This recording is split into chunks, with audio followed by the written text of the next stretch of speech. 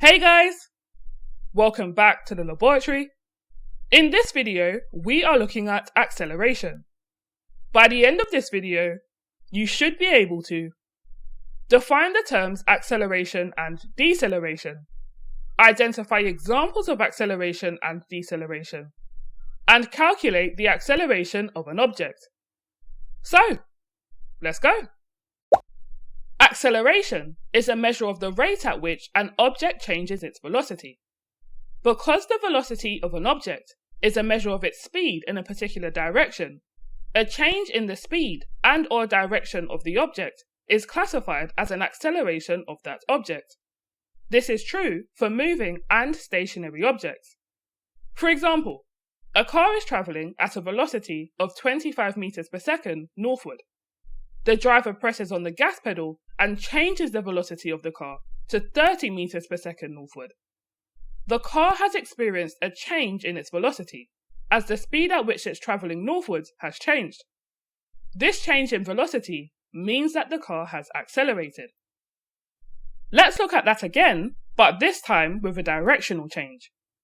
This time, a car is travelling at a velocity of 25 meters per second northward. The driver makes a sharp turn at a junction, changing the velocity of the car to 25 meters per second northeastward. The car has experienced a change in its velocity, as the direction in which it's travelling has changed. Once again, this change in velocity means that the car has accelerated. Do note that the acceleration of an object does not always mean that the object has sped up. An acceleration can also cause an object to get slower. The acceleration of an object that causes that object to slow down is commonly referred to as deceleration.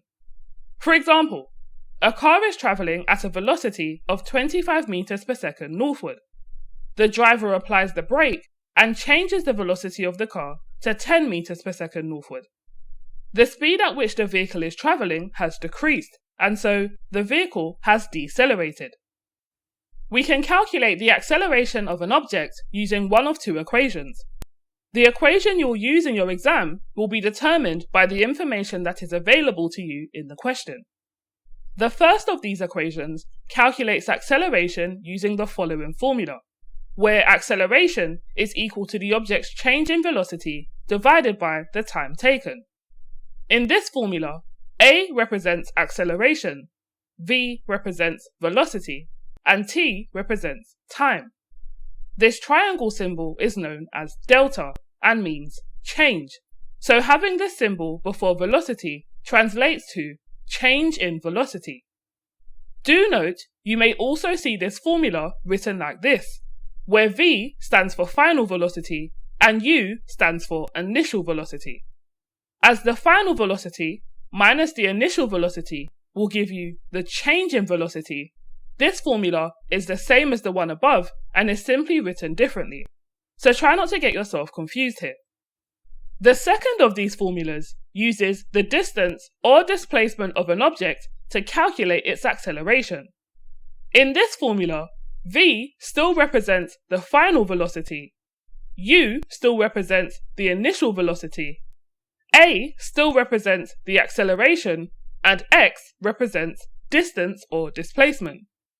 This formula can be rearranged as follows to make acceleration the subject, where acceleration is equal to the square of the final velocity minus the square of the initial velocity divided by the distance multiplied by 2. Let's have a go at putting these formulas into practice. Let's say a cyclist is travelling at a velocity of 10 meters per second northward. He accelerates to a velocity of 15 meters per second northward in 5 seconds. What is the acceleration of the cyclist? Firstly, we need to identify which of the two formulas we will be using for this calculation. As the question provides us with the initial velocity, the final velocity, and the time, we will be using this formula to calculate our answer. Next, we need to extract the final velocity and the initial velocity from the question, and find the difference between these values to determine the change in velocity. Our final velocity is 15 meters per second northward, and our initial velocity was 10 meters per second northward. Therefore, our change in velocity will be equal to 15 minus 10, which is equal to 5. Then we divide this value by the time taken, which is 5 seconds. 5 divided by 5 is equal to 1. Therefore, the acceleration of the cyclist is 1 meter per second squared. The value for this equation is positive, which indicates to us that the acceleration of this object had caused it to speed up.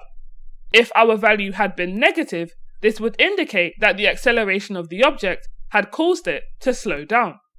For example, a car takes 10 seconds to accelerate from a velocity of 20 meters per second eastward to 14 meters per second eastward. Calculate the acceleration of the car. Using the same steps as we did in our previous example, we would start by identifying the initial velocity, which is 20 meters per second eastward, and the final velocity, which is 14 meters per second eastward, subtracting these to find the change in velocity, and then dividing this value by the time taken, which is 10 seconds. This gives us the calculation of minus 6 divided by 10, giving an answer of minus 0.6 meters per second squared. In this example, we have calculated a negative value for the acceleration of this object, therefore indicating that the object has slowed down or decelerated. Let's take a look at one more example. A car accelerates from rest to a velocity of 10 meters per second southward on a flat stretch of road. The car travels a distance of 5 meters. Calculate its acceleration.